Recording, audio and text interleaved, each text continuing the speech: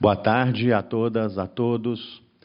Sejam sempre muito bem-vindos a esta casa. Meu nome é Rogério Faria Tavares, eu sou jornalista e atualmente presido esta instituição, a Academia Mineira de Letras, fundada em 1909 em Juiz de Fora, para promover a literatura e a língua portuguesa. E é o que temos feito aqui incessantemente. Desde que começou a pandemia em março de 2020, fomos obrigados a fortalecer, intensificar nossa presença nas redes sociais, e o fizemos. Por isso, esse evento também está sendo integralmente gravado para o nosso canal no YouTube, o que é fundamental para que ele possa atingir mais gente e para que ele possa também se tornar parte de um acervo audiovisual, acessível aos pesquisadores, aos estudantes, aos professores, o que nós consideramos parte do cumprimento da nossa missão aqui, gerar documento, gerar fonte de pesquisa e de consulta. Hoje, com muita alegria, aqui estamos realizando uma sessão em parceria com a Aliança Francesa de Belo Horizonte. E ao meu lado, a vice-diretora da instituição, professora Laurie Di Francesco. Muito bem-vinda, professora, a esta casa, que é também a casa da Aliança Francesa em Minas Gerais. Nós fazemos muitas parcerias com diversas instituições e a Aliança Francesa é uma instituição com a qual já fizemos outros bons projetos e outros programas de grande repercussão e de grande alcance. Então é sempre muito bom receber aqui conosco os amigos e as amigas da Aliança Francesa. Assim fazemos com o Instituto Camões, com o Instituto Cervantes e com todos aqueles que se interessam em difundir os valores que alimentam o nosso trabalho aqui. A educação, a cultura, a história, a memória, as letras, as artes, a ciência, a democracia, enfim, aquilo que move a civilização, não é? E, sobretudo, aquilo que fortalece a emancipação dos seres humanos. Então, é uma alegria receber a Aliança Francesa aqui. E é também muito bom receber aqui dois escritores importantes que vão conversar hoje, não é, sob o comando da nossa querida Luciana Tanuri, editora importante, guerreira, né, sempre engajada nas melhores causas, sobretudo no campo da literatura. E hoje a Luciana vai mediar esse encontro entre Cidinha da Silva e Thierno Monenembo, né, que, com muita honra para a academia, visita esta casa hoje pela primeira vez, né? E Cidinha, que é querida mineira, sempre mineira, né, atualmente em São Paulo, tem feito muito pela literatura no nosso país e fora dele, ergueu já uma obra importante e é motivo de honra ter Cidinha da Silva aqui entre nós. Eu quero mais uma vez, dessa vez publicamente, agradecer a Cidinha o sim que ela me deu durante a pandemia, quando esta casa resolveu fazer uma coletânea de contos sobre a pandemia, né? E a academia convidou 20 contistas para que escrevessem o que a gente chama de... para que escrevessem a quente, né, sobre a pandemia, no meio dela. E Cidinha aceitou esse convite e finalmente lançamos o livro 20 Contos sobre a Pandemia de 2020 pela Autêntica Editora, e lá está o belíssimo conto de Cidinha da Silva. Mais uma vez, obrigado, Cidinha, seja sempre muito bem-vinda a essa casa. Cidinha que está do lado do Padre Mauro, que é uma referência em Belo Horizonte, em Minas Gerais, né, por tudo que faz, pelo trabalho à frente do Muquifo, né, pela intensa ação comunitária que desenvolve há tanto tempo na nossa capital, né? Eu lembro do Padre Mauro há 20, 30 anos atrás, eu era repórter e já fazia cobertura das ações importantes que ele desenvolvia, né? Enfim, quero agradecer a presença de todos, saudar a presença do acadêmico Luiz Gifone, que chega ao auditório agora, saudar também Alencar Perdigão, nosso editor, livreiro, importante personalidade da cena cultural de Minas Gerais. Nesse momento, então, a professora Laurie e eu vamos deixar esta mesa para que Luciana Tanuri assuma o comando da mesa e convide para compô-la Thierno Monenembo e Cidinha da Silva. Então, já peço que Luciana chegue aqui à mesa e peço a Luciana aplausos de boas-vindas.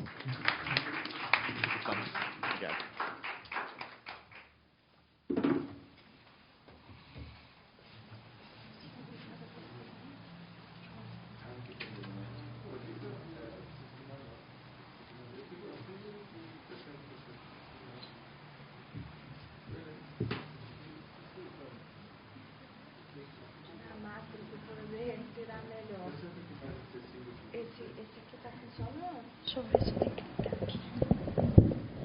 Boa tarde. Boa tarde. Gostaria de agradecer muito ao Rogério Faria Tavares, que é à frente desta casa, né? E junto também com os acadêmicos que aqui trabalham tanto, e sua equipe, Guto, Inês, todos que aqui trabalham e frequentam, tem tornado, né, essa casa um espaço de liberdade para as nossas conversas, de acolhimento. Parabéns, Rogério, sempre procurando a rua, né, sempre junto com a gente. Obrigada pela presença de todos, livreiros, editores que estão aqui, colegas do Centro Federal de Educação Tecnológica, onde eu estudo e faço meu doutorado. Realmente, hoje é um dia muito especial, onde iremos celebrar o Dia da Consciência Negra, que foi ontem, no dia 20 de novembro, hoje é dia 21. Estamos construindo essa consciência negra em nosso país, juntos, e hoje tendo a alegria de receber, como o Rogério já disse, 2 grandes escritores e ativistas também, né, do Brasil e da Guiné. Então, eu vou chamar aqui, para compor a mesa, primeiro o nosso convidado internacional. Essa é uma série de diálogos, né, que acontece em parceria aqui com a academia, mas realizada pela Embaixada da França. E, como o Anderson me explicou, essas séries estão voltando e precisam ser prestigiadas, né, para que elas se tornem realmente um espaço de conversa e de aprendizagem relevante ao lugar que Minas Gerais ocupa na literatura brasileira. Um momento, eu vou pegar o livro aqui do Tierno para ler suas credenciais. Eu estava contando que eu fui pesquisar sobre o Tierno, e lá na Wikipédia tem 3 pessoas como personalidades mais importantes do país dele, que é a Guiné. Dentre essas 3 pessoas, uma já faleceu, não está entre nós, a outra é o primeiro-ministro da Guiné, e a terceira pessoa é o Tierno Monenembô. Então, realmente, é uma honra, Tierno, a sua presença pela primeira vez aqui no nosso estado de Minas Gerais.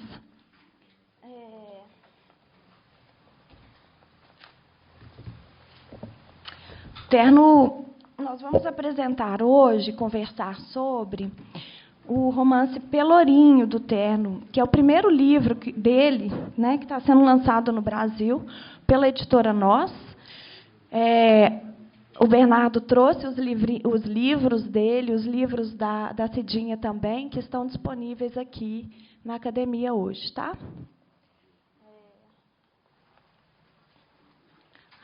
Anderson, cadê aquele release onde nós escrevemos todos os agradecimentos que eu não posso deixar de fazer? Bom, obrigada, querido. Anderson Gonçalves, seu trabalho é fundamental, viu, na Aliança Francesa. Obrigado também por todo o apoio. Tierno Monenembô nasceu na Guiné em 1947. É romancista e bioquímico guineense francófono. Recebeu o prêmio Renaudot por Le Roi de Carrel. Uma salva de palmas para o Tierno.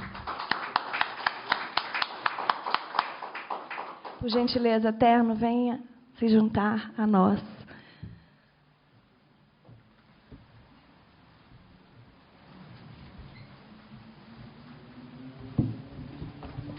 Tierno, aqui. Obrigada, Tierno.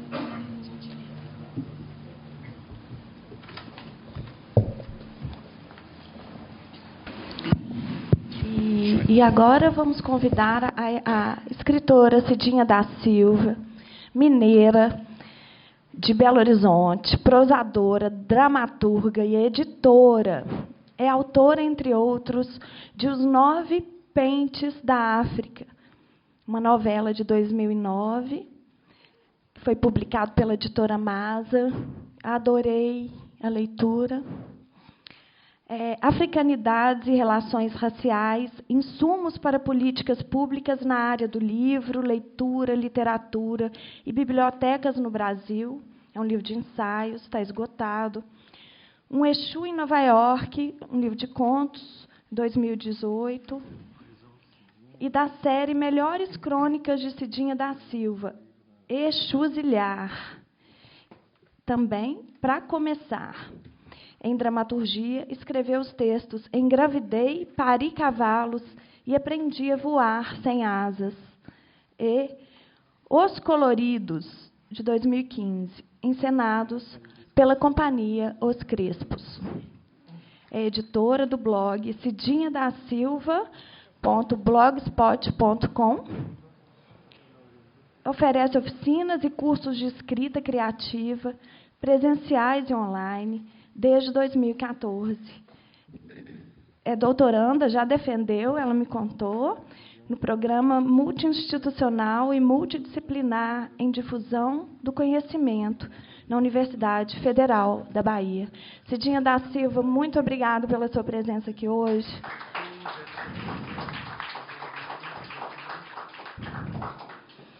Bom, então vamos lá, começar a nossa conversa sobre literatura e memória coletiva. É o título desse diálogo internacional de hoje. Nosso encontro ele tem a duração de 1h30. Nós vamos começar a conversar e depois eu vou abrir, tá? Para quem quiser fazer alguma pergunta ou também participar mais ativamente da nossa conversa. Nós estamos aqui hoje também com o Léo, que vai fazer a nossa tradução. Léo.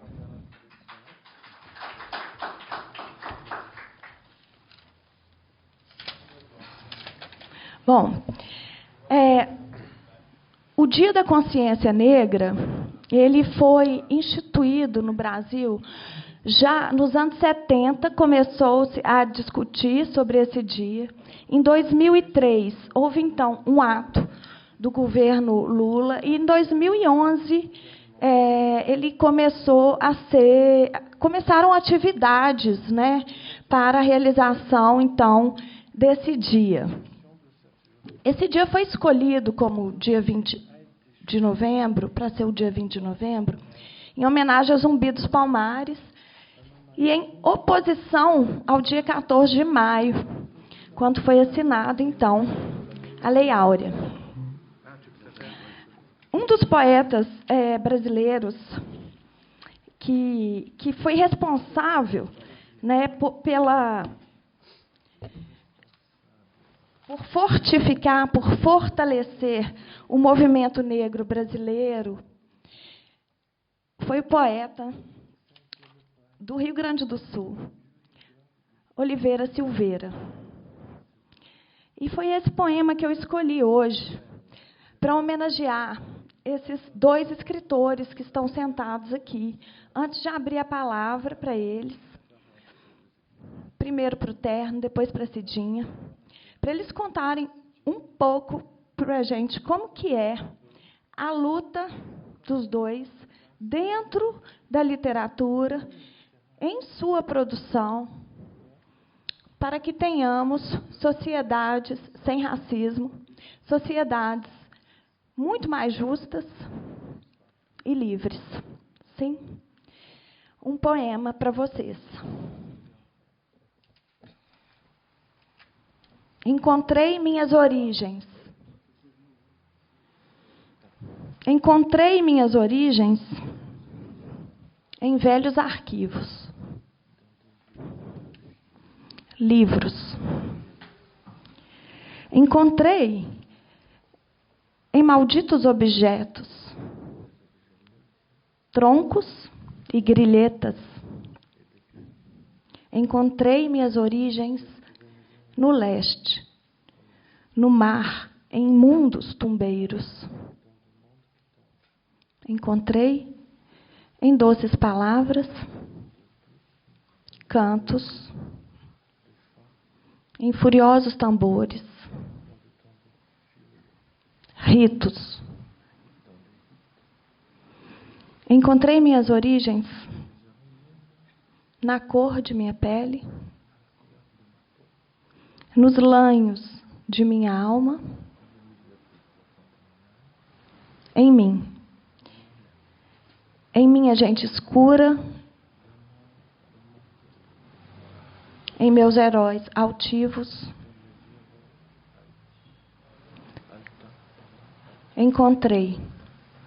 Encontrei-as, enfim, me encontrei.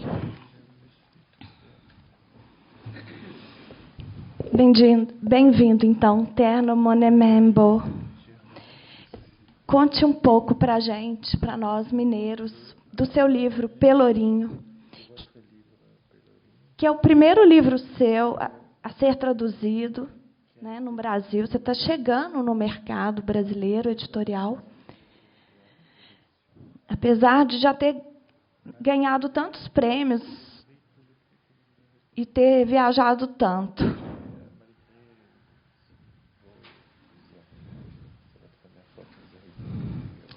O que você encontrou no Brasil da sua ancestralidade, Terno?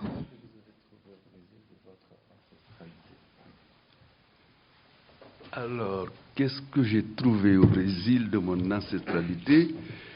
À mon avis, beaucoup de choses. Vous savez, j'ai un ami écrivain africain comme moi qui m'a dit qu'on a souvent l'habitude de dire que les Noirs ont été extirpés d'Afrique, qu'ils sont partis dans les Amériques, et qu'en quelque sorte, c'était des exilés, voire des diasporas, et que la source, la vraie, c'est là-bas en Afrique, et que l'Amérique, c'est un peu l'Afrique à la dérive, ou alors des morceaux brisés et égarés de l'Afrique. À mon avis, ce n'est pas si vrai que ça. L'Afrique est une calebasse brisée. Nous ne sommes pas forcément la source maintenant. Les sources se sont diversifiées. Les Noirs des Amériques peuvent retrouver des sources en Afrique. Nous aussi, Africains, nous devons, c'est même un devoir à mon avis, il y a des choses à retrouver ici, dans les Amériques, qui vont nous restituer une partie de notre identité perdue nous-mêmes, en quelque sorte.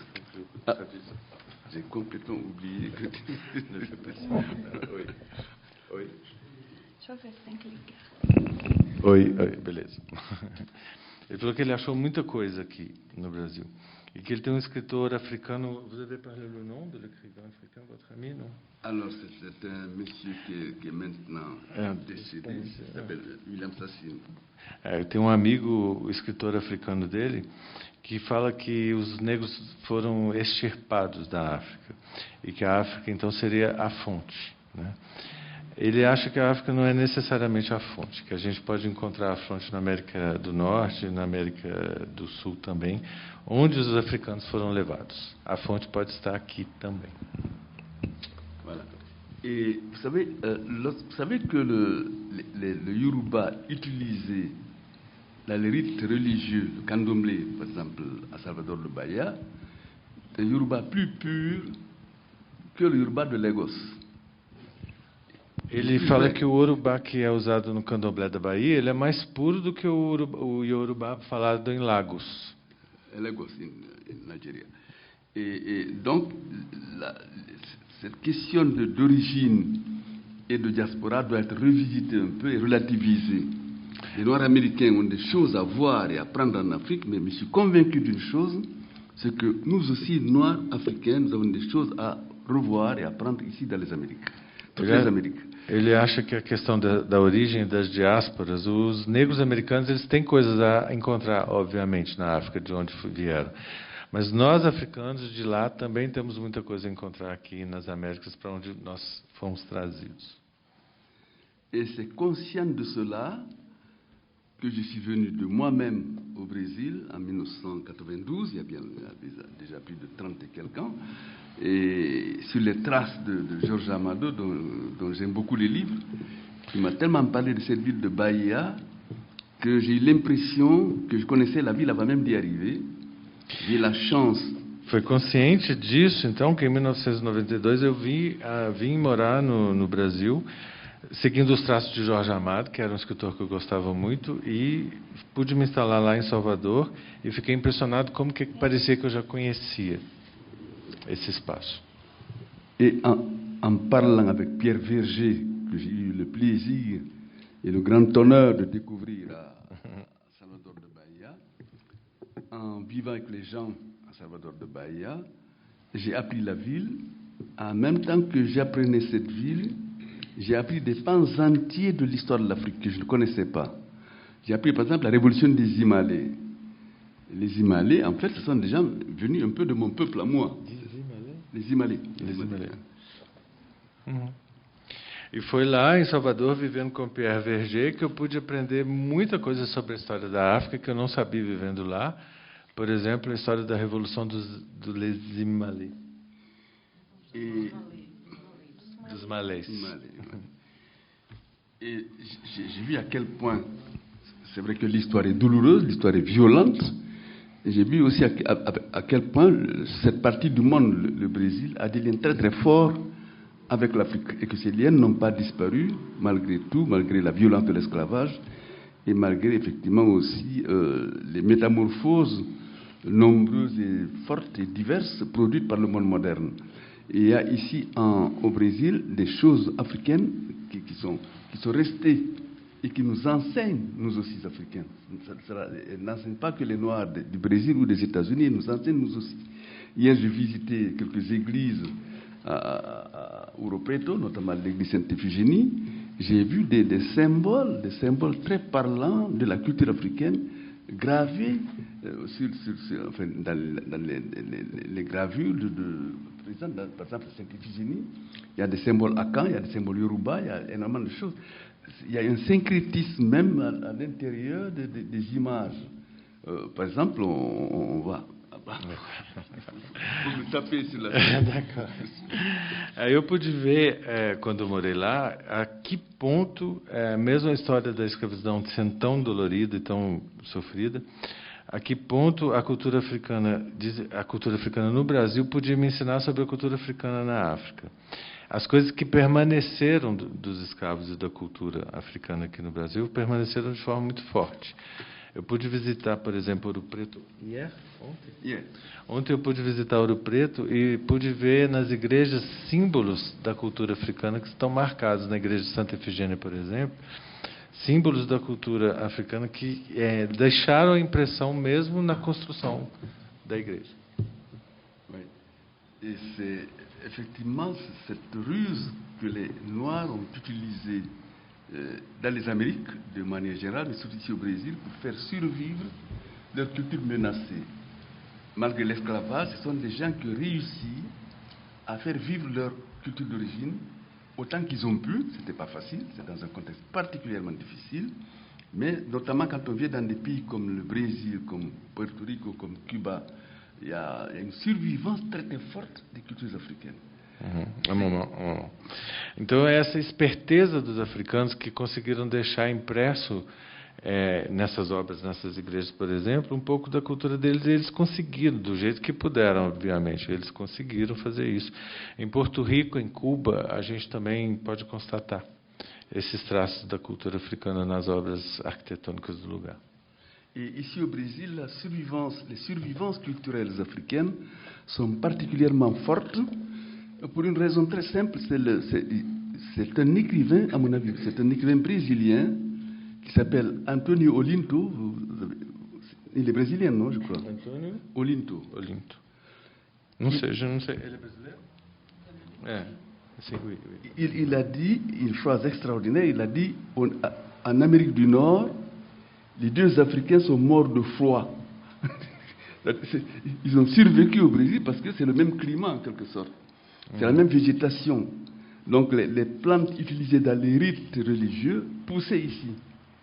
Et ils avaient beaucoup plus de possibilités de développer. Ils avaient le climat qu'il fallait, ils avaient la végétation qu'il fallait pour développer la culture ancestrale, alors que les Noirs partis aux États-Unis étaient confrontés au froid, à une région où décidément les plantes tropicales ne poussent pas. Tout cela fait que les survivances étaient beaucoup plus difficiles En Amérique du Nord, ici au Brésil, par exemple. Ele fala dessa sobrevivência dos africanos aqui no Brasil. Ele fala que Antônio Olinto, um escritor no Brasil, ele fala que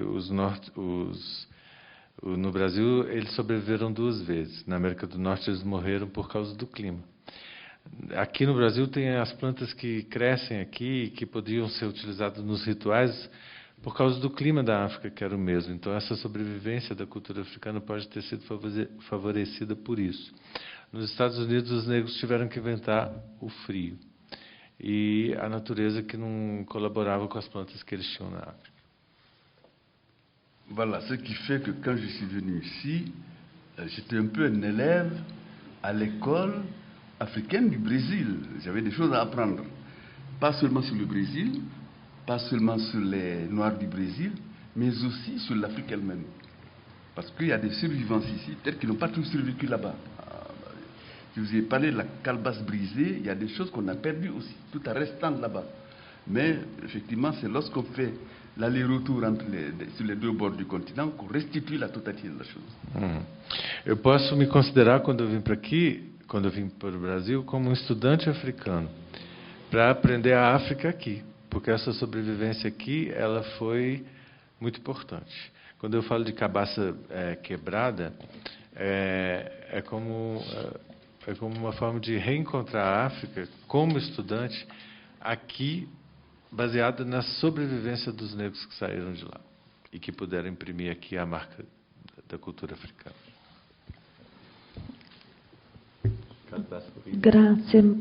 Graça eterno. Cidinha, eu aprendi muito lendo os seus livros sobre a ancestralidade, né, isso que o Terno traz do povo brasileiro, que talvez nós, brasileiros, não tenhamos realmente a consciência do nosso lugar no mundo, hoje, como o país que talvez tenha em suas mãos a chance de construir, no século XXI, uma democracia realmente diversa na América do Sul. Cidinha, eu aprendi muito sobre alguns deuses africanos, algumas entidades africanas que fazem parte, né, da cosmologia, da vida de tantos brasileiros, da espiritualidade. E, apesar de não ser preta, eu gostaria de dizer que eu sou aliada na causa do movimento preto brasileiro.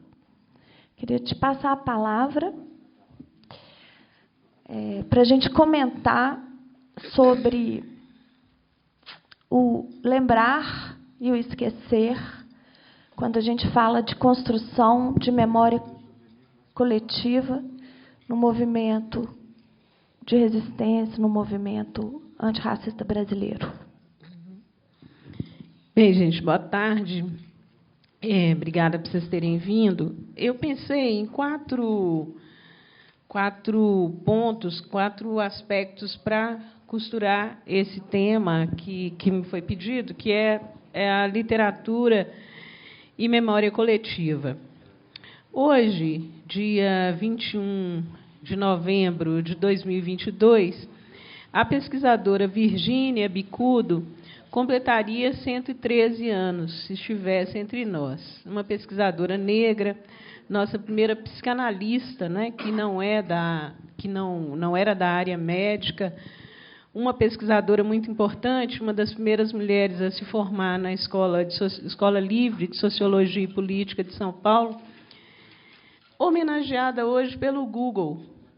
Aquela imagem que está lá no Google é da Virgínia Bicudo, que é uma personagem muito importante para a construção da história negra, não é? A partir de suas pesquisadoras, feita aqui no Brasil. Nesse ano de 2022, a gente tem teve uma efeméride muito importante, que foram os 200 anos da independência do Brasil. E em torno desses 200 anos, né, todo um movimento de reconstrução ou de nova construção, de construção de um novo imaginário para pensar os sujeitos que estiveram envolvidos, né, no processo de independência. Particularmente, eu participei de algumas iniciativas em torno de mulheres que estiveram no processo da independência, lutando pela independência do Brasil. Mas, particularmente ainda, eu tive a oportunidade de escrever bastante sobre Maria Filipa de Oliveira, que foi uma mulher negra do Recôncavo, né, da Bahia, que lutou pela independência do Brasil na Bahia, que foi uma estrategista militar, uma mulher do povo, que era uma estrategista militar, que liderou um grupo de outras 40 mulheres, conhecido como as Vedetas, né, Maria Filipa de Oliveira e as Vedetas, que faziam uma fiscalização do Rio Paraguaçu, né, uma vigia do Rio Paraguaçu, que era o principal meio de contato entre o Recôncavo e Salvador, né? E então era por ali que chegavam as embarcações portuguesas a tomar o Recôncavo, né? A região da Vila de Cachoeira era algo estratégico para os portugueses, como era para os brasileiros garantir a autonomia daquele lugar.